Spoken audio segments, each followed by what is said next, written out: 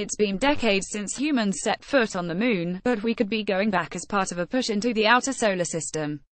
Scientists have increasingly thought of the moon as a launch pad for deep space missions, since NASA confirmed water ice exists in craters there.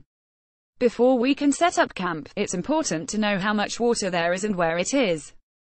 That's the goal of NASA's Resource Prospector, a rover that started getting more attention as its expected launch in the early 2020s approaches.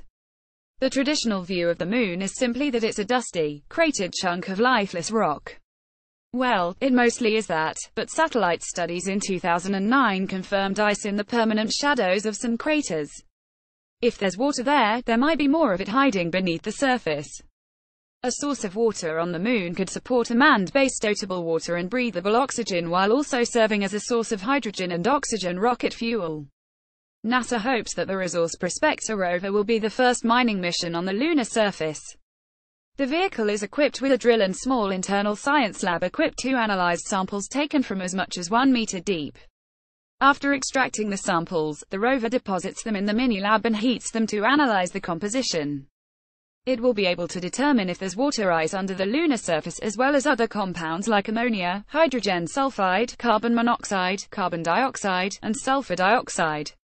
Even if it's found in more locations around the moon, the way it's distributed could affect how useful it is to future missions. If there are large blocks of veins of ice on the moon, that could be mined out easily for use in life support or fuel. However, small specks of ice scattered throughout the regolith would be much harder to harvest. The results from the Resource Prospector mission could affect not only NASA, but also private space firms. If NASA detects substantial water ice in the soil, someone will probably come up with a way to harvest it. Every bit of mass matters when launching into space, and water weighs 8 pounds per gallon.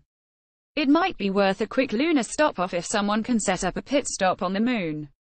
NASA is currently targeting 2022 or 2023 for the launch of Resource Prospector. The mission has only cost $250 million so far, a relative pittance compared with many projects at the agency.